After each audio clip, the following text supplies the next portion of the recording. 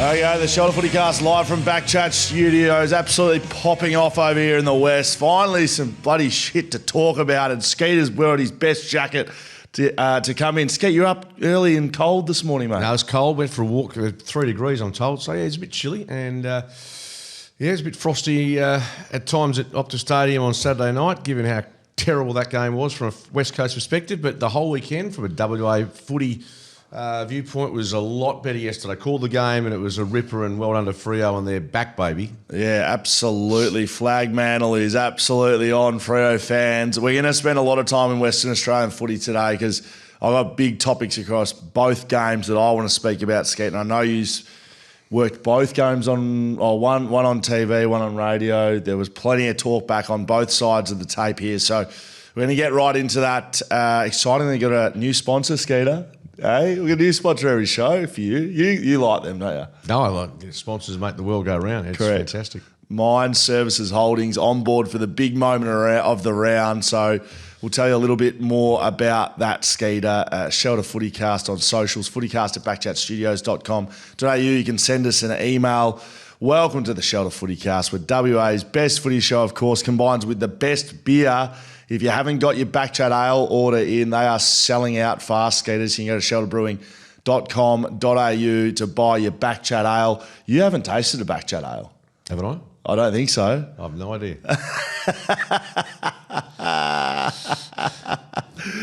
How was your weekend? Was you busy. Yeah, no, 4 games. You're a bit flat today.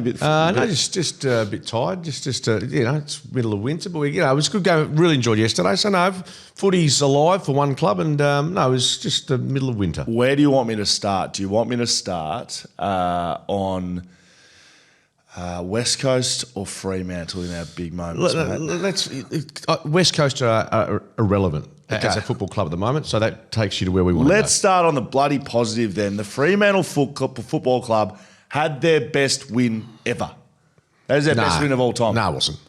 What's their best win? I mean, you take a step back. I mean, they won a qualifying final in Geelong. They won a prelim final at Subiaco. Start on the positives and Skaters straight on the negatives. Hang on, the best win ever. It's like it's their best win this season, I would say, and best win for a long time. It's their best win this season. They just beat Collingwood at the G. They're going to, Collingwood are going to be the G for the next 50 years playing home games there, and the Eagles and Dockers, whoever it is, have to win grand finals there. So, yeah, it's a very important win, and it was their best win this season under the circumstances of the numbers that they were up against. I'm not talking about the crowd or the 4 blokes with the whistle. I'm talking about the way the game was played. It was actually a bit of a...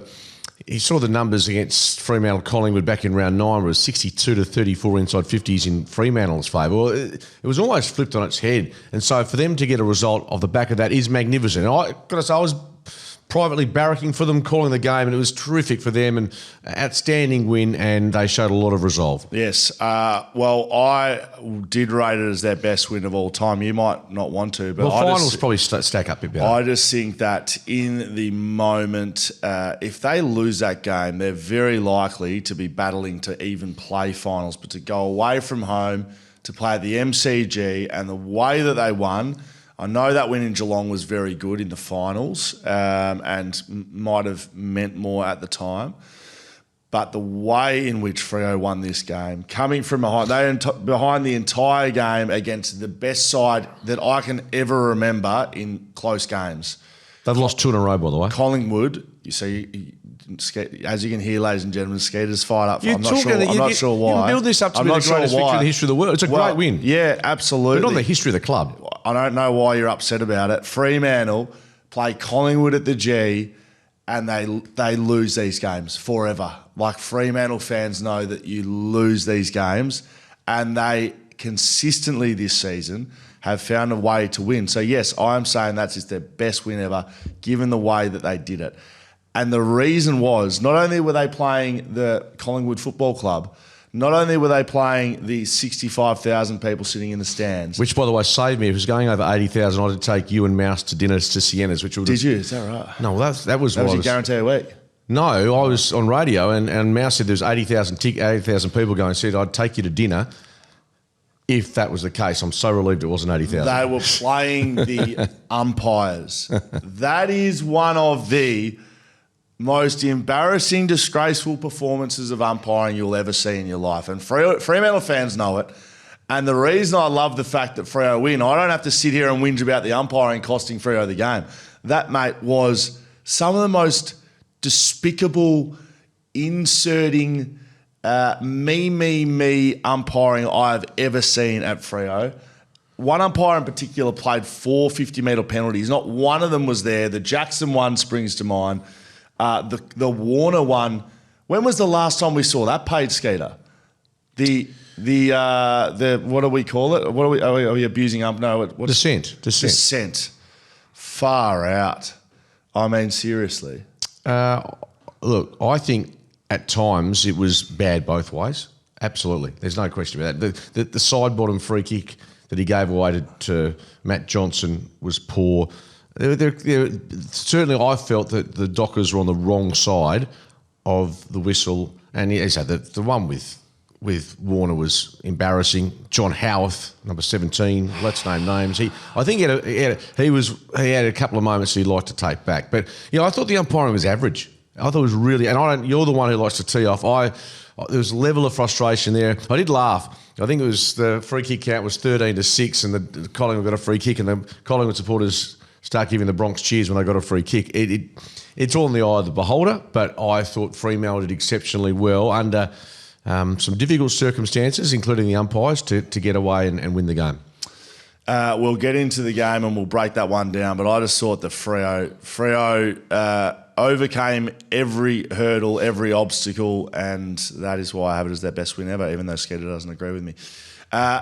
I think this will turn into the big moment of the entire week. It was a big moment of the round, and our new sponsor, Skeeter, is Mine Services Holdings. They are your partner and your supplier for mining, construction and remote projects. So not just getting iron ore out of the ground, we're talking mining services, we're talking remote projects off the ground. You need to get something hired, a piece of equipment, a big piece of equipment, get in touch with MSH, Adam and the team, mshph.com.au for all your mining equipment needs.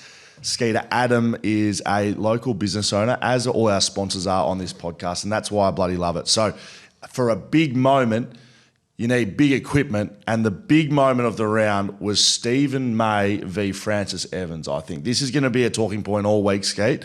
I'm interested to hear where you sit on it, and I'll give you my take.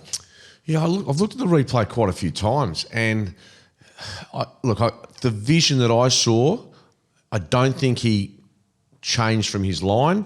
Certainly wasn't trying to clip Evans, but the outcome wasn't great from a result perspective of the injuries sustained. So what do I think will happen? I think he'll get suspended at the tribunal tomorrow night. He's been sent straight to the tribunal. What's it all? Does that mean it's guaranteed when he gets sent? No, it's not, because we saw Adam Chera go because of contact with an umpire, which is slightly different. But you feel Alex Pearce, he went to the tribunal, didn't he? It appealed, but he got an MRO initially. He got 3 weeks. That's right. So he went to appeal that. So that says they've graded it higher than that. So on that basis, I'd be staggered if he gets off, but that's just on the result.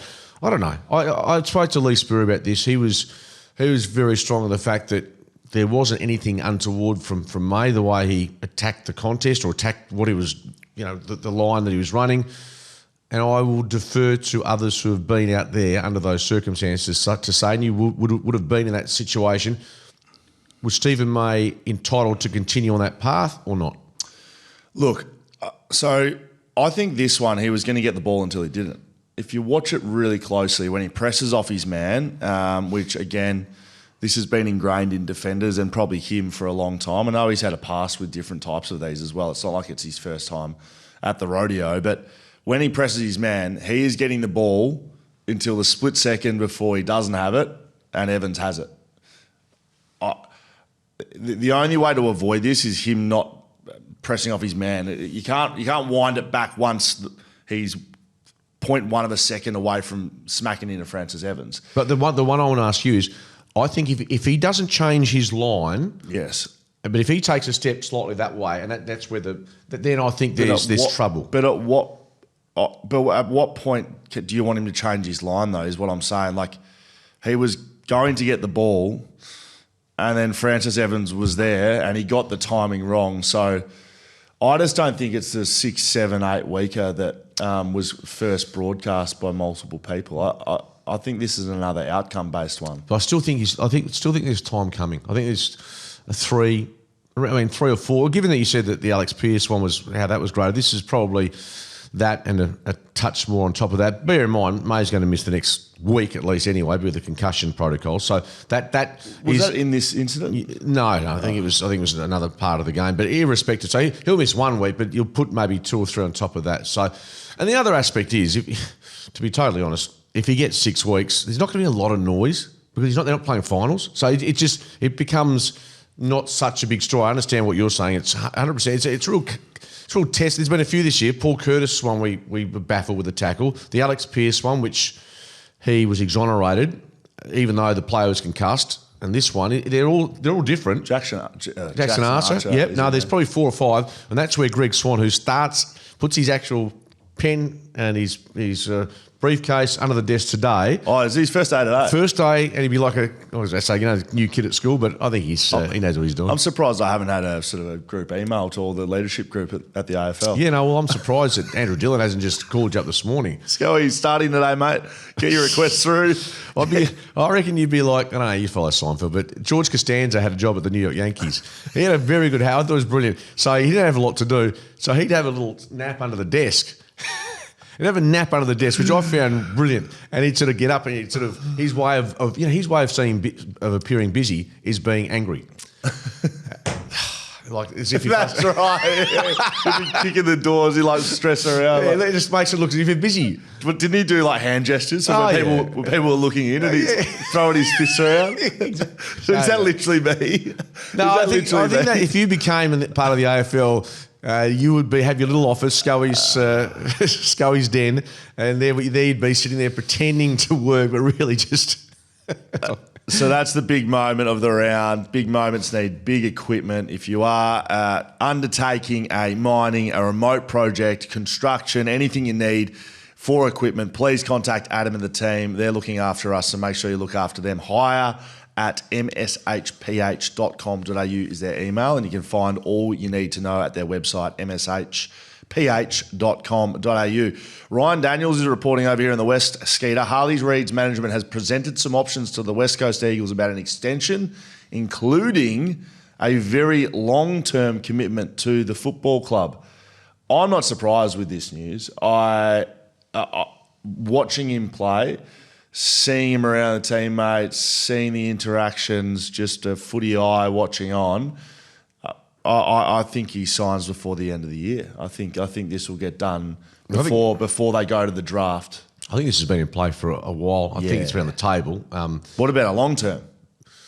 Do you reckon he signs long term? I think what the Eagles need to find out from Harley is obviously end of 26 is his current deal, correct? Yes. So that's what's next year as well. Yes. So if he intends to stay long term, that's fine. If he's wavering, I'd be biting the bullet early and saying, okay, when can we get the best deal for Harley if he wants to go? If he's committed, fantastic. And they're talking dollars of $20 million next. I think he'll be, but in saying that, like bite the bullet, I think by the end of next year he's going to be a better player than he is right now. Yeah, he could be right. Yeah, he could be. So regardless if he wants to go home or not, he's a third-year player. He's not just going to walk out the door. So yeah, you're probably going to get value, as much value, if not more. You're probably right. But if he's inkling of going home, I think he's the only reason the Eagles are even mildly relevant at the moment, because the rest of their list, to be totally honest, the rest of what the club is doing is peripheral, because he's the only value in terms of what fans are talking about, what the media is discussing. It's become very parlous. Very what? Parlous. What's that mean? Parlous is... I love it when you bring me words on it. What is that? Well, parlous means there's no... Do you want me to give you the exact definition? You keep going, I'll give you the right terminology for that. But like you've used it in a term like it's all crap. okay? I know it's crap. No, it's crap. It's crapola. It's average. So parlous means... precarious. What is precarious? Isn't that on the edge? Precarious is like on the edge. Yeah, well, that's right. Yeah, so yeah, they're in a parlous situation. Is not a good situation. Okay. Like we sometimes find ourselves on a Monday morning. Now, Greg Swan, did you see this interview that Channel 7 did on Thursday or Friday night? Did you see his long-form interview? Who's that? Greg Swan. No, I didn't. Greg's the guy we were just talking about. I was on air, so I didn't. Do you know anything about I'm about to tell you? Do you know anything? Nothing. Well, no, I know he's come in. He's got all these rules shortening the game. Yeah, but he just sent him on TV. It was great. It was awesome. It was absolute breath of fresh air. Seeing Greg Swan just speak about things and saying, "No, this is probably what's going to happen." So the sub rule looks like it could be gone. He pretty much said that. See you later. Yeah. Well, Dean Cox and others coaches have given great examples of how the sub rule has made their life a lot tougher at various stages this year. He doesn't like the centre bounce. That sounds like that's out the door. Maybe do it to start a quarter and see you later. Well, that's exactly if we're going to get rid of it. I still think there's that. I think there's that romance and tradition of. We want to see the grand final with a bounce, like just one bounce. Yeah, I think get your best bouncer first quarter. Yeah, but also think what you just said. Start each quarter with a bounce, and then I think we can't just completely discard tradition. But I understand. Yeah, that's worth discussing. Academies and father-sons sound like for the next 2 or 3 years at least they won't really be changed. And now I know there's strong, probably to the father-son there sounds like there's stronger kickback in the academy. So especially in circles that we roll in, Adam Papaleo being one of those, absolutely hates the father-son. But you can't just turn the tap off with that next year, because people have been thinking that it's going to be happening, and I'm sure they've put work into. I'm sure there's father-sons rolling around that I don't know about. That you can't just say 21st of July, okay, next year there's no father-son or daughter-sons or daughter-daughters or father-daughters or mother-daughters is what I'm trying to look for, mother-sons. You can't just turn it off, Skeeter. Academies can be changed pretty quickly, I think, but the father-son stuff, I don't know where that's going to go. Look, at various clubs over the period of time. Geelong, we know the success they've had. Collingwood at the moment. Brisbane at the moment. Bulldogs have had a great history with it as well. I guess in many ways that the two WA clubs are the ones that haven't yet had, I'm sure there's others, but... Freo especially. Yeah, well, Freo's had, I think Stephen O'Reilly's son they were sort of on the cusp. Right. Ben Allen's, of course, I'm not sure Ben played enough footy at Fremantle. So, yes. Yeah, it hasn't really benefited the Eagles or Dockers yet. We know the Eagles got a lot of young sons coming through. Jake Waterman's a father-son. But not taken as a father-son selection, was he? I've got to ask that question. I might be wrong. Jacob Brennan was. Jacob Brennan, yes. I'm just wondering how many father-son selections, as opposed to being the son of a West Coast Eagle. Was Ben Cousins a father-son selection? Because he played a lot of waffle footy, Brian Cousins. I'm asking questions you probably don't know. Yeah, no, I don't. But there's a lot of fathers and sons, but whether they came under the father-son selection, the criteria, which is, 100 games or something? I don't know. Bottom line is, Skeeter and I don't know. Quarters will be sped up around stoppages but not reduced from 20 minutes of play, so I don't think we'll see too much change to that. I like that. I like the fact that we're going to just see pretty normal play continue. Like, they can tighten it up a little bit around the score review stuff and maybe around stoppages and maybe around some of the other pooperama they roll out, but I think keep the game times pretty much similarly. MRO will publicly explain suspensions. This perked my interest, Skeeter. Get Chriso out and say what's going on and why it's happening. He used to do that a few years ago, and he's pretty. Look, he's an articulate guy. He's called footy, and he's well respected. And any criticism that comes of the MRO isn't, I think, personally directed at him. It's the metrics and how he has to gauge that. By the way, Jake Waterman taken at 77 as a father-son in the 2016 national draft. So he was one. So there you go, one prominent one. Alec may not have. His brother. So his brother was there, but his brother may not have. But I know Jake did. But anyway, once again, father-sons should stay though. I think for this, there's so many inequities with our competition, but this is one that I think most fans think it's nice to see. They're going to change any rules and any of this stuff in November, not in January when people are just getting ready for the footy. So he's going to try and change it. Club's going to get it to train it. I think the one that stands out even from yesterday is the stand rule and the 50-metre penalties which are attached to it. As I said, I think there's 19 or 20 different elements of that law which the umpires can interpret. And look, by and large, they are probably calling them to the letter of the law, the 50-metre penalties. The problem is that clearly the players aren't either able to adapt or haven't adapted or don't know the rules. And we, as fans and in the media, we're still looking to say, okay, who was it? Where was it? Which player transgressed? And is it consistent? Are there whistles being blown right across the course of a game? And I just don't like the 50-metre penalty for something of that nature. I think a 50-metre penalty for me arriving late, even, dare I say it, the Perryman 50 against Sarong. Bad call. You talk about terrible, mate. Yeah, you talk about the Dockers getting harsh calls. No, it was both sides. Yeah, it was both sides. But that's another case. But if he was 2 steps late, he careers into him, or the Darcy Moore one, that's a 50-metre penalty. I get that. The stand rule, the 50-metre penalty, it just seems such a big penalty for what the crime is. Mate, and the protected area, I reckon it's just the worst rule in footy. If players aren't impacting the play. Exactly. Well, that's the term that I think needs to be emphasised. There's not a force field around that if you step 1 foot in, that you have no impact on anything, it's suddenly you flip it from a D50 to an inside 50 entry. Yep. In these tight games, you can flip an entire game. I think that's the worst rule in footy at the moment, and it's got to go. So hopefully that happens. Hey, tipping, how'd you go? I think you got 6. No, you got 6 here. No, you went better than me. I tipped Collingwood, but I was sort of barracking for Fremantle. I also picked Melbourne, and you picked Carlton from memory. You talked me into picking the West Coast, I reckon. Mate, that's the worst selection I've made this year. I tipped the Eagles, and I got to the ground. I think I even said to you downstairs, I said to the boys at PR, I said, why aren't we all tipping the Eagles? And then I said to Sean McManus on Channel 7, I said, why is everyone tipping? Why have we tipped the Eagles? They're no good. And he goes, well, Richmond can't score. He said that to me. Richmond won't kick a score. They've kicked 100 points the first time for about 2 years. Oh, shout out to Keep It On Wax, who got 8 out of 9. They missed West Coast. Who's that? 8 out of 9. Keep It On Wax. They led our tipping. They'll get a box of shelters. 8 out of 9? Yeah, 8 out of 9. Mate, I went close. At least on, I don't know what I did on this program, but I got 7 in real life. That's and good. I picked Collingwood. I picked Freo here. You were adamant Fremantle. I know. So I would have got 8. I'm actually. And you picked Richmond, did you? No, I picked West Coast. No, they're over there. I don't know what I do. You know that I'm all over the place, mate. Like I don't know who I'm tipping, where I'm tipping, what I'm doing. 189th I'm sitting, $1,890 in the whole Skeeter. Shelter Brewing Co., Will Schofield, Mark Redding's the beer that we can't get enough of.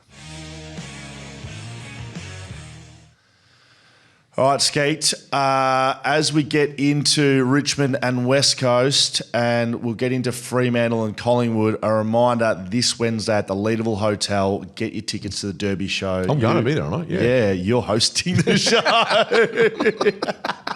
I forgot what date it was. I keep thinking it's like June. It's always August. There's a fair bit going on, I will say that. There's a lot going on. Derby show this Wednesday. I'm not going to talk about it again. Get your tickets. Come down to Leedy. Have a beer with me and Skeet and Hammer and friends. Spurry, Duggan. Spurry's a funny man. Hammer, I saw Hammer on Friday. He was blind. He was up and about. He hosted a podcast with us. I know. After that. Well, I was at a Paywise end of financial year. Frankie Aristino doing a great job. And fair to say that the function was held to coincide with East Perth's bye because Frankie's got a royal soft spot, obviously. Fair. And there's Mitch Schofield, a couple of the boys, Cooper Stevens, I think it is. Yeah, young bloke who's done his knee. Yes. Anyway, they're all there. And Hammer, doesn't he lead from the front? Imagine he got a bit of. Why is the skipper? He got a kick. Yeah, he got a bit of kick in his step. I'll tell you. Let's get into these games, Skate. You're going to get to work in that beautiful looking coat of yours. Do you get feedback on the coat when you get to work? Like, do they say, "Geez, welcome, Skate, nice coat"? And if they do you reckon I care? This is a coat that's been to Manchester. It's been to London. It looks good. You've had feedback on this show about it, and it's positive, which is rare. Well, I didn't pay for it, but it was nice to get it. Who did? Well, Channel 7 gave me a couple of jackets when I went over there. Shout out, Stokesy. Is that who it is? Stokesy? Who? Kerry Stokes, is that him? Well, Mr. Stokes to you, on me. or me. Richmond 105 defeated West Coast 56 after we all tipped them stupidly. Oh. Like, seriously, 8 goals to 1 in the third quarter. Other than that, it was a largely even game. I heard 6PR. I've heard the social media. People going bonkers on social media. I think the expectations that people went into this game were completely incorrect. It set hopes higher. You did it on the show. I'm not saying it's your fault, but you were like, absolutely. West Coast, they've got to try and win it. This is is a terrible football team, and they have won one game, and we all. I don't think I was really pushing for that, but I feel I picked them. We all felt like, well, this is the one we're going to win, and then when they don't win, it's like, can't believe the development's not there, and the kids aren't coming on, and they've got their selection wrong. And what's Andrew McWalter doing? Nothing's changed. This is a bad football team. And whether they won one game for the year or 2 games for the year, not a lot was going to change. And people are disappointed that they don't be competitive with Richmond. But really, it was the third quarter, and then that's it. I was pretty positive after. I thought there were some relatively good signs. But really? Mate, Harley Reid's best game of his career. Full stop. That's it. Ruben Jimby. Yeah. No. So is this why you're woken up negative? No. You think you're fairly positive after that game. That was the worst performance of the year by a team that was up against the 17th side in the competition who weren't expected to win a game this year. And look, when I arrived at the ground, I did look at the midfield of Richmond and go, man, Curvis, Prestia, Taranto, Hopper. And I thought, why is there such confidence about this Eagles midfield? They brought Tim Kelly back in, who was clearly not up to it previously and was dropped to the waffle. They smoked them in the first 20 minutes. Like, they were West Coast were all over Richmond's midfield. And then Taranto went and kicked 2 goals to finish that quarter. But there's a positive. Like, they started the game really well. They started the game. Did they not? They started the game relatively well. They're playing the 17th side on the Harley Reid and Brady Hoff had the first 6 clearances of the game. That's positive. I'm surprised that you were so buoyant about that performance. I thought it was, and I said to you pre-game, Eagles supporters, I know you're saying don't worry about wins and losses, but they wanted something to hang their hat on for next year because they're not winning a game for the rest of the season now. No. They're winning. That's done. That's it. And the only relevance, again, is Harley Reid. And he was terrific on Saturday. He started outstandingly well. I think it was 20 disposals at halftime. Ross went on to him after that and did a wonderful job. So that's another challenge. But Harley's their best player on the weekend by that far. It's not. That was his best game, and just to give some credit where credit's due. And I know we've been on the credit side of things on this show. I don't think he spoke to an umpire. Didn't look like he spoke to another player. Was involved in a couple of fracases that I reckon usually he'd be walking away with a $5,000 to $10,000 fine. Walked away. There was some good leadership around him. The one on the far side, Tom Cole grabbed him, pulled him away. He is their best player.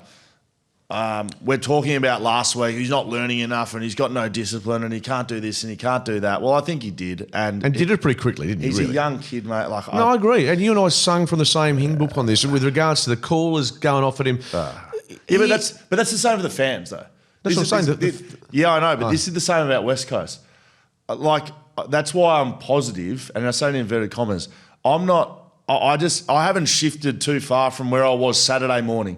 You know, Saturday morning I woke up and knew West Coast were pretty shit, and they're trying to put a game plan together. They've got really young players. They're going to be competitive at stages. They're going to lose the plot at stages, and they lost the plot for the entire third quarter, and they got heavily scored against. But if you just take the emotions out of it, which this is what it's about, the emotions. Okay, so that's fans. That's fine. They had a bad quarter of footy. And I reckon they'll move on pretty quickly from it. I don't know what, the expectations hurt everyone, I reckon. Yeah, well, the question is, if you're going to look long-term, how much do you blow up this list? How much do you have to... Now, you can talk about not executing. Players don't have the skill level. That's a huge priority. There are players there that probably don't deserve to be on an AFL list without being specific. They have to find... This group, and albeit with some draft... ease coming in. This group is not up to AFL standard at the moment, in my humble opinion. They'll probably have to add their guys at the. They'll have to get their probably 3 draft picks off the top. They may end up keeping Oscar Allen, by the way, which we keep talking that they're not going to keep him. They may do that, but if they don't, they'll get their 3. They also need to add some players in the 24 to 29 band that they're sort of trying to do with Graham and Baker. Because that's where they're lacking. I don't think they're lacking in talent, to be honest, in young kids. They've got talented players that can play AFL. They're lacking in leadership, both senior and mid-tier now. So just quickly, of those, Harley, Ruben, who are the young players that you are really comfortable with might play 150, 200 games? Yeah, Hoff, definitely. Hoff, yes. Sorry, not to rapid fire. I'm just going to get it in front. No, it's fair enough. I was a question with that notice. I'll give you honest answers. Yeah. Hoff's going to be terrific for them long term. Yeah, I can't count. Oh, Tom McCarthy. Tom McCarthy, yeah. He's whether he's 24. I like Dewar. I like Dewar. I think in a good side, someone like him looks good. He had some moments on the weekend. He's breaking lines and stuff. I like him. Ryan Marrick's a good player. He can kick the footy. He's not. Yeah, I'm not sure he's a 200 gamer, but anyway, yep 10-year player. Job Shanahan. It's very raw, but yep, possible. I'm just looking through the weekend. Yeah. That's probably it, mate. No, I'm not just trying to put the boots in, but I just don't know there's that much talent there. Harry Edwards will be a good player. He's up against them. He's been lose Barris, lose McGovern. His intercept marking has been one of the better parts of the Eagles' defence. But again, Elijah Hewitt's not out there. I'll put him in the tick. Absolutely, yep. All right, we need to move on from West Coast, mate. So thank you very much. Fremantle defeated Collingwood 79-78. Collingwood led by 22 points in the last quarter, Skeeter, and you think this is a shitty win. Jamie Allen. Don't see you misrepresent me, and then you put that proper armour on. I won't. No, I'm not downplaying it at all, but you put it down as the best ever win in the history of the club. What I will do is I'll put it down as the Heyscape escape of the week. That is right. Collingwood led by 22 points in the last quarter, and Jamie Elliott had a chance to increase their lead but missed, Skeeter. That is the escape of all escapes, and if you want to enjoy that, you can go to heyscape.com.au and find your way into the beautiful wilderness that is WA. Yeah, you've done that segue exceptionally well. Did you? I mean, you got to agree that's a bloody big escape. It's a massive escape.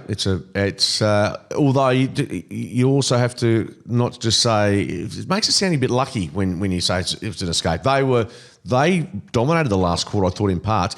And I know we're going to talk specifics briefly, but the last minute of play, I'm not sure if you watched the game forensically. Absolutely did. But Collingwood, as they lose the game, but the way they innovated in the last minute, they didn't have ball in hand. They let Fremantle players take possession. They tackle them, release them, thinking that the Fremantle players are going to try and hatch this and force a ball up. I thought I haven't seen that done back to back to back late in the game before. Have you, in that manner? No, I haven't. Now, mate, got me thinking, who's been down there from the NRL? Who have we seen bobbling their head around? Has Billy Slater been in there? Have we seen Cam Smith bobbing his head around? Because you know where they do that? The NRL, when there's not long to go and you can one-on-one strip them, and they instead of committing 3 players, they go one-on-one and they try to strip the ball. Yeah, that's what it reminded me of. But I've never seen it before, no. No, I thought it was either that has to have been coached into them. That was because the 3 players in a row with a minute to go, they knew they couldn't just settle for stoppage after stoppage. They needed the ball back. It was an interesting tactic. I thought, it didn't ultimately work for them. But, I think Collingwood, look, they're still going to finish top 2. I think they are a very good side still. And, look, they probably deserve to win on the numbers. But as it turns out, Fremantle, that's the self-belief they get from that. And their record against top 8 sides now is as good as anyone. Yeah, it is. They sit on top of that ladder against top 8 sides, what they've been able to do. But, I mean, they've gone 6-4 against sides below them. So disappointing areas there because they could be having a really bloody good year if they sorted that side of the game out. Now, I want to specify some individuals. Patrick Voss off the top kicked 3 goals on Darcy Moore. Not out the back goose goals, right? He tore Darcy Moore, the captain of Collingwood, a new one in the middle of the MCG. His first time in the middle of the MCG in that first quarter. Then he kicked another one at the start of the second. He kept him in it because Collingwood were right on top in that first quarter. Yeah, career high. And 6 goals. This is your area, not mine, but it appears like the Dockers specifically realised that Moore can just zone off or not go with his man at times. And they thought, okay, Vossi, you lead up, and if we can get the pass to you, and they did that. And I thought that was really well coached and executed by the players, of course, to use Voss as opposed to Tracy as their go-to guy. And look, career best haul for him. Here's a guy that was delisted by Essendon, so the Bombers another player that's gone in. And irrespective of what he did in the weekend, he's been a successful addition to this Fremantle tall forward line. Heyscape.com.au, the escape of the week. If it's not the game overall, it's Josh Tracy again with a mark. Late. So North Melbourne was the first one. Same end of the ground, different venue, but yes. So to talk it through footy-wise, You get a key forward late in the game. You can only do this after a secondary stoppage or a scrimmage in play because you can't do it at centre bounce anymore. Like went back in the day, used it as dump players back there. But he's got to come right at the top of the 50, belt down, get behind the ball and put himself, not just stand behind the footy, but you got to get yourself where the footy's going to go. So when you're loose like that, you don't want to be manning up. Like you don't want Josh Tracy playing on Lockie Schultz, or you don't want him manned up. So the backmen around him have got to do their job. But Josh Tracy, I may even pivot the Heyscape Escape of the Week to this, to mark again as a ball is coming in, this time with a point the difference. Like if that gets past him, at least talk about when they had to kick a goal. If that gets past him, it's a draw. Probably draw at the least. Like, it just brilliant. Has there been any talk about Darcy Moore putting his knees into his back? Well, I feel like that's a reportable incident. That's a terrible action. It was, yeah. It's a terrible action. It was a 50-metre penalty. Obviously, he got to his feet pretty quickly. I put that in the same bracket. I want to say action. Kicking. No. If Braden Maynard has pushed Murphy Reid, if he's inside the field of play, that's fine. But if he's a step outside and that push comes, which it did, that could have caused a serious injury. I thought he was unconscious. I thought Murphy Reid? I thought he hit his head on the. He wasn't. No, but he stayed down for a long time. I just think that the MRO will have a look at that today to make sure that Reid, if he was in the field of play, it's fair game. Do you agree? Do you know who got the free kick from that? No. It was Collingwood for Braden Maynard. Insufficient intent. Oh, I mean, that was poor. They're both really, really poor actions, and I hope they do get looked at, both of them. Between the two of them, Nick Dacos 43, Caleb Wrong 37, so 80 disposals between two midfielders that were terrific. So look, Nick Dacos played in the back line for a lot of it. I mean, he started there. They didn't tag him. Josh Dacos started inside. That probably would have been off the back of what Freo did last time against him. Yeah. And I thought the big boys, I thought Darcy Cameron had a good game, but the combination of Jackson and Darcy was effective. And I thought Darcy Cameron was pretty good around the ground overhead. I thought he probably, held his own, more than held his own. But look, the injection of O'Meara, he was handy as well. Just add that midfield mix, 23 and 1. So, I spoke about Josh Tracy taking the mark again. Sort of, it's a similar. That's a coaching move. That's an execution. That's happened a few times now. Moment. You know what else has happened a few times? Ruckman kicking set shot goals in close games. Jackson, Darcy, in the last couple of weeks. Yeah. So they did it last week. They did it against St Kilda when they had to come back and win. Luke Jackson, as a forward, this is the two ruck combination, takes the mark and goes back and kicks these goals. I don't know if people appreciate how well these blokes are doing to kick these goals. Now, I sledge ruckman a little bit, a bit of time to get thoughts from brain to hand sometimes. To go back and kick that 45 out at the G when you've probably not getting another shot at it, and they've done it 3 or 4 times in different games, that's unbelievable. Like for ruckman, not for forwards, but for ruckman. Like he's a proper ruckman. Luke Jackson, and I loved it, Skeeter. It's good, and apart from means they, on track to play finals, and they're now in the top 4 conversation. It also means they get 2 shots at play at the MCG this year, I think it is. That was the second. I think Melbourne, they got towed up. Yes. If you're going to win anything of any significance, you're going to have to do it there. Now, Collingwood gets a look in front of 70,000 fans every second week. So this is where I think it's important that clubs like the Dockers, when you're particularly in the window, get the chance to play at the venue where you have to win the grand final. The AFL do not hear this, and I understand that this is because they're trying to maximise crowds, etc. And we had 60 there yesterday with Collingwood. Yes. You need to allow, and at the moment it's Adelaide, at the moment it's the Giants, the Dockers, the Suns to a lesser extent, get them onto the MCG to give them some experience before September because, again, clubs like Collingwood, and co have got a head start in so many ways. Given that the footy is more exciting now, BackChat Ale launch party is happening August 2. So that is not this Saturday coming, but the next. There's still a couple of tickets left on the BackChat bus. That's driven by me and Masto. Not actually driven. We're just having a good time on there. We're going 3 different venues. You pay your fee, which I think is about $50. You get beers all day on the bus. You get a beer in each venue. We watch the footy, have fun, have some shelter beers, call in at the Waffle, say good day to Hammer. you might be calling there as well. Might say g'day to Skeeter as well. If you want to do that, that sounds interesting. Jump onto our Instagram.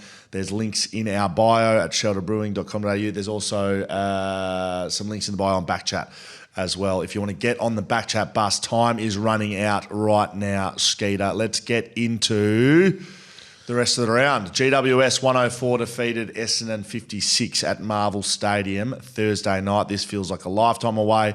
Essendon are crap. GWS are good.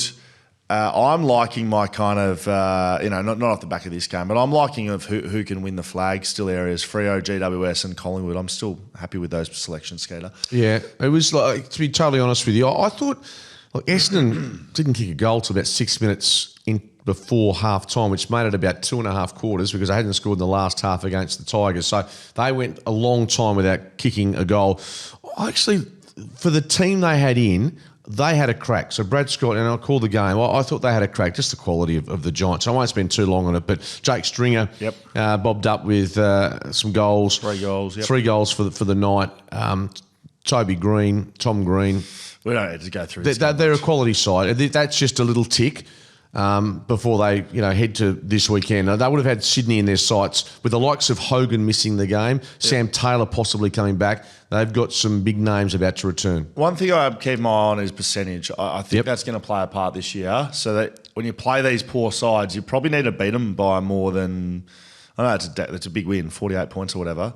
Probably like an 80-pointer there, to be honest. Anyway, Brisbane 86 defeat Western Bulldogs 76 at the Gabba Friday night. Bulldogs lose another game to a top 8 side. This one a close one in the end, but Brisbane were 20-plus inside 50 on the night, led all game. Didn't really look like it Western Bulldogs until maybe late. One of those games where they just stuck around, and then they had a centre bounce with a minute to go that whoever won that centre bounce was, had a chance to win the game. But Bulldogs were really outplayed in this one, to be honest. Yeah, I don't see them playing finals. The margin wasn't huge, was it? And in the end, the 10 points, given that Ashcroft kicked a goal on the siren, they got to within a kick, you're right, but it didn't feel like a game they were ever going to win. No. They were sort of 2 or 3 goals behind. I still don't think Brisbane's playing super footy, but you're winning, and that's all that matters. They've got the Q Clash this week down on the Gold Coast. I think this Brisbane Lions side, they've got a tough run, but they're looking to finish top 2.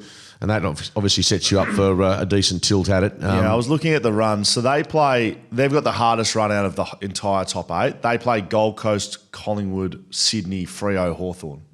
They're all competitive sides. Absolutely. Whereas some teams will play a couple of ranked Geelong's ones. got a good run. Geelong's got the second best one. So they play North this week, Port, Essendon, Sydney, Richmond. You're right. None of them really competitive. Geelong's got a good one. There's a cup. Most of the other sides play 3 top teams, top 9 teams, and then 2 rank ones. Freo's got that. GWS has got that. Hawthorn's got that. Collingwood has Collingwood's the same. So still going to come down to this last 5 as to what happens, but I do think percentage will play a part. Yep, exactly. Just quickly, West kicked 4 for the Dogs. Bont was played a bit off half back as well. Interesting, I saw on the weekend. I didn't like that. No, but that's the way it rolls. And for what it's worth, the Bulldogs this week are naming their 5 best ever players. 5 best ever. Why? Oh, it must. I think it's 100 years. Must be some celebration. It must centenary. They're going to sell something. Ted Whitten to be 1. Bont will be probably 2. This is like the Mount Rushmore of the Bulldogs. Exactly, and they'll have they'll have Dougie Hawkins in the mix. Charlie Sutton going back in time before my time. Any other modern days? Didn't Scott West win a Brownlow? Yeah, I think he won 7 F&Bs or close to it. West, but top 5. Remember, so it's going to be difficult whether you put Bont, Teddy Whitten. We're the Dougies in the mix. So there's some guys outside going back. Some current Bulldogs fans would have Sam Darcy in the 5, I reckon. Jeez. Anyway, Dogs have got, the Dogs are a quality team on paper, but they're not playing finals. They're not playing finals unless they can address their ability to win games against the big boys. Put a line through them. Hawthorn 87 defeated Port Adelaide 49 at Tassie.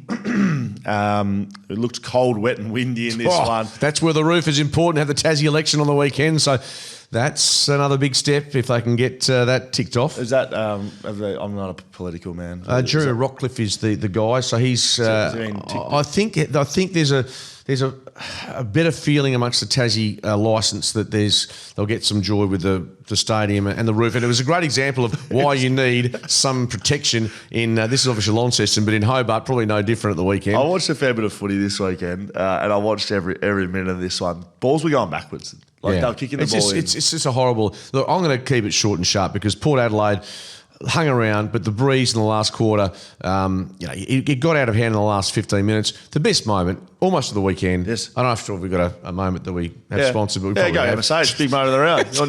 I'm putting this down big moment of the round. Jack Ginnivan kicks the goal and he just turns around and gives it the little subtle aeroplane. The camera cuts to Ken in the box, Ken Hinkley. Love him. He just had a little wry smile, a little chuckle, and it was him saying, yep, touche, got me back. Well done, Jack. You've got this one. And you know what? I give as much credit to Kenny Hinkley for the way he handled that as I do for Jack for showing a bit of spunk and having a crack at Kenny. Let me give you the direct quote after that laugh, and this was in the press conference. Payback is I was going to say something else. Payback is deserved. I have no problems with it, and I'm okay with it. I think it's good for the game, for the theatre of the game. Are we gonna? No. 20 grand. You want 20 grand? Yeah, that's fair. Seriously. So for someone who loves some banter and some theatre, 20 grand and you were still sticking by your guns, you're a bit like Kane Corns. No, I was never wrong. Excuse me. You know you're wrong on this one. Don't. It was great theatre. Oh, well, it was on the field though. Who cares? It was great theatre. No one was throwing knives at each other. It was an aeroplane. I would like to put on the agenda then. Jack Ginnivan needs to be fined 20 grand. No, I'm joking. Just look at your face. I'm joking. It's okay. God. Anyway, What do you want me to say? You were right? No, you were wrong. Alan Scott, you were right. Exactly. By the way, Will Day likely to come back this week just to get through training. I know you don't want to look ahead too far, but that's... I wasn't listening to what you said, actually. I wasn't listening to you. Will Day is likely to come back this week. So he's just to get through training for the second time. I can't believe that. Yeah. I can't believe that they're going to play him. I thought he was done for the year. Mate, don't you start on I can't believe someone's being played. Please don't. Do I want me to give... I didn't even mention Hayden Young. Should we give quick update on the guarantees? I mean, that's our Thursday segment, but should we just quick guarantee... well, let's start with you because you were wrong with no equivocation. You were gone. So if we this is our guarantee of the week, thanks to Homewise Solar.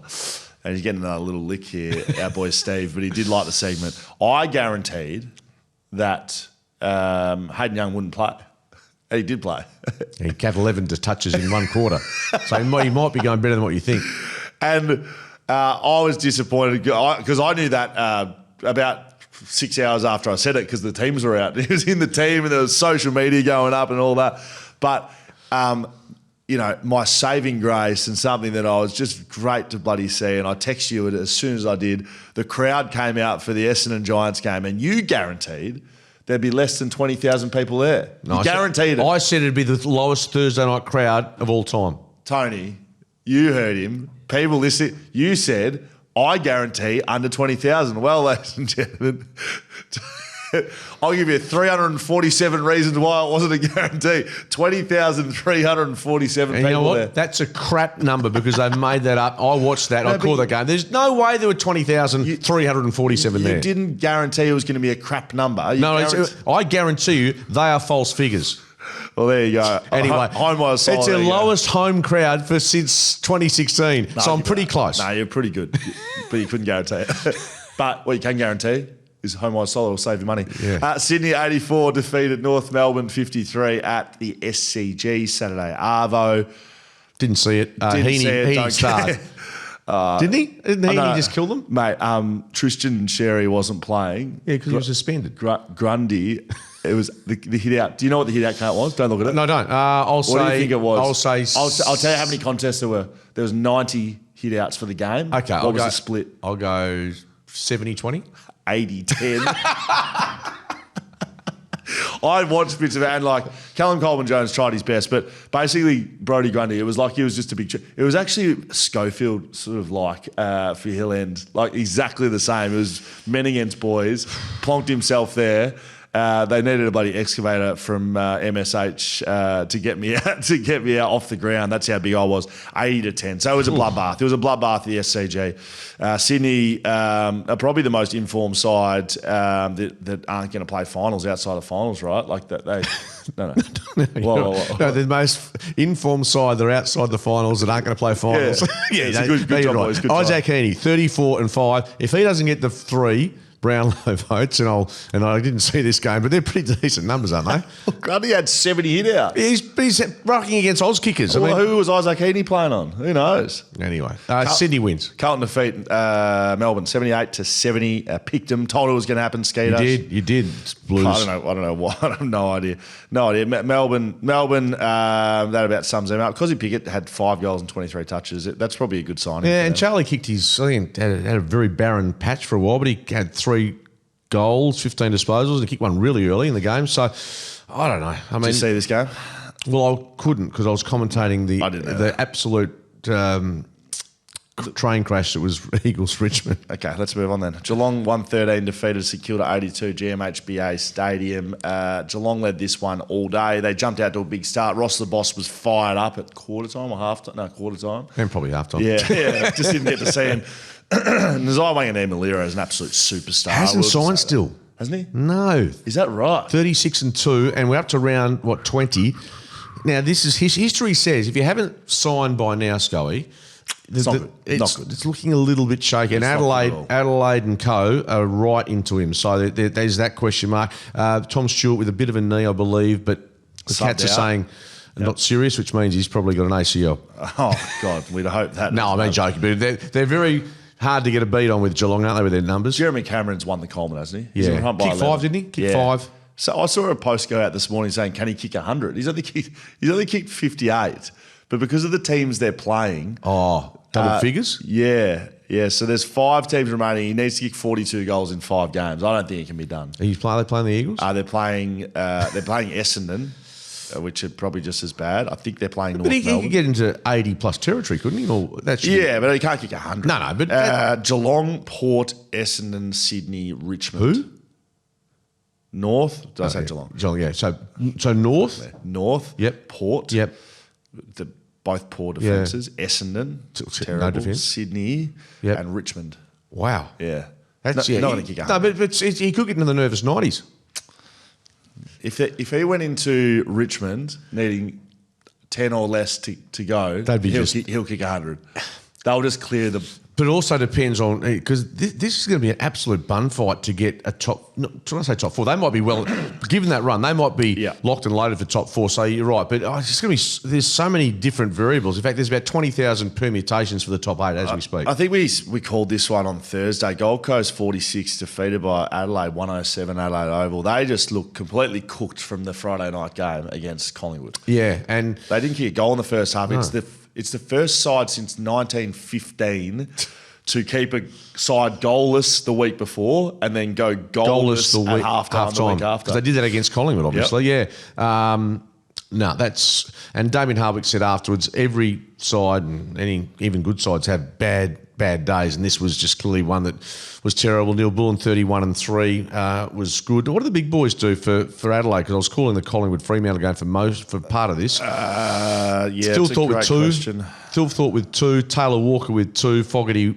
Zip. All their goals. It was a bit of a mixed bag, wasn't it? Well, they still kick 107. Their percentage, speaking of which, is good. Dan Curtin is quietly putting together a very, very good season. A good West Australian product. 20 touches and a goal for him. He's going nicely. Okay, Skeet, that is the round that was. Let's get into some questions and comments from YouTube and Instagram and some emails. If you want to send them, you can do all of those after you've done getting your tickets to the Derby preview on Wednesday, getting your tickets for the BackChat bus in 2 weekends, buying your BackChat ale, excuse me, sorting out your remote projects and your mining equipment with MSH, going and booking in a stay with Heyscape.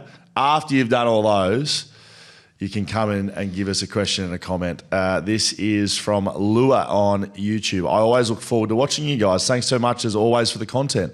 Have we heard the origin story of Skeeter? This is Yeah, just. I It's probably just have. Yeah, is it Skeeter? Is it a commentator? Yeah, Skeeter Coughlin. I feel like you and I might have shared our entire lives at some point in time. Yeah, so I'll keep this really short because I get asked a bit, and you don't have control over nicknames. But anyway, Channel 9 newsroom, Michael Thompson and I used to muck around pretending we were doing Around the Grounds for the ABC as it was back then. And had Sam Newman was on the ABC as a Around the Groundsman, and then a couple of guys, and Skeeter Coughlin was one. So Tomo would say, Skeeter Coughlin, Princess Park. I'd go Carlton 3-2-20 lead, Footscray 1-2-8, and they thanks Skeeter, and it stuck. And apparently Skeeter Coughlin, for what it's worth, he quite enjoyed a punt, and he enjoyed a pint as well. So it sort of worked well. So was it the calling or was it the? I'm not sure. Anyway, that's how Skeeter started. Skeeter Coughlin was an around the grounds guy, but also I think he must play footy. I think for St Kilda or Footscray, someone. Anyway, Remember, because that doesn't happen at all anymore. what's that? Well, remember you'd be listening to radio exactly yeah. as he said, and you'd be like, yeah, exactly that. Around Like, the grounds. Yeah. And you just have some bloke sitting in the stand on his phone or something. But it's great, and that's so you're, and I'm not saying this, but you're old enough or young enough, depending on to remember those days, which were quite. Well, that means there must have been a fair crossover in games because you used to get the updates and the scores happening at the same time. Yeah, I mean, it's just something we were used to, and radio was a great part of growing up and listening to, if you couldn't, because we didn't have Fox, we didn't have Seven, didn't have all these games at our fingertips, and now obviously radios doesn't have that same drawing power because TV's taken over. Huge ass on YouTube. Huge ass. Yep, you got that, Skate? Yeah. Scully, 9 a.m. On the 17th of the 7th, 2025. I can guarantee that Hayden Young does not play this weekend. Fremantle selection panel at 4:30 p.m. the 17th of the 7th, 2025. Hayden Young selected to play and is starting on the bench. Fuck you, Scully. I'm surprised. See, if that was something that you said about the Giants, say Toby Green, for instance. Yeah. No, and if they'd seen your post, they would have been quick to come and have a quick dig at you, which I think is quite funny. We'll talk about it Thursday with the sponsor, but I think I come out smart on that one. I think we'll have to. Are you? We'll have to work through it on the week. Well, you just think about what we're guaranteeing for them, and then see if we actually want ours to come through or not. Eagles are certainties v Richmond. Nothing surer. Who said that? My dream about Skeets was all. This is this dream. My dream about Skeets was all above board. Was just trying to tell my friends in the dream what a funny bloke he is. No baseball bats, balls or catchers mitts were involved. What are we talking about? No, I see you on Boxing Day. Got tickets for the 26th and 27th. Oh, really? See you there, lads. I'm keen. Tickets for Skate or just for yourself? Because I might be going by myself. I don't get to the MCG. Scully's going to be there in the top level. But so that's, You know what? We say stuff, you particularly, and if you're going to make big predictions, which we've asked to do from time to time, sometimes you look like a genius. Most times you look like a dud. I do want to say, I know there's a lot of sponsors and a lot of new things coming out on board, but we do appreciate you as an audience listening to me and Skeeter and helping those guys out as well. So a reminder, Mine Services Holdings, if you're in construction, remote projects, mining, please go and see the team there, Adam and the team, mshph.com.au, and Heyscape is where you can stay in tiny cabins all across WA. Go and get yourself a stay there and look after the team there. Heyscape.com.au, get on the bus. I would love to get you on the bus, Skeeter. I'm commentating. I'm working at the Waffle that day. I think I'm at Revo What Fitness. game? I'm doing Claremont Peel at Revo Fitness. You know what? We might have to divert through Claremont and go and see Skeeter in the ground. Make him scull a beer on air. That'd be bloody brilliant. Mate, can you finish this off? I've done a lot of reading today. No, you've done a lot of sponsors. No, it's Derby week. It should be a blockbuster. Maybe it won't be. It'll be... Oh, can I put something on the agenda Monday? Yeah, go. Monday morning. Can West Coast beat Freo in the Derby? No. Are you sure? Yes. Do you want to guarantee the week already? Do you want me to roll one out? No, I can't guarantee West Coast are going to win. But what can you get? So they'll be competitive. I think there might. I think you're going off the basis of the big emotion of winning at the G and then a bit of a letdown factor, which it can happen. I could see Fremantle losing the Derby. Yeah, well, you're also, rather than West Coast winning, I could see Fremantle losing. Yeah. Well, if that's for clickbait, you've probably done it well. I'm not clicking anyone's bait, mate. Goodbye.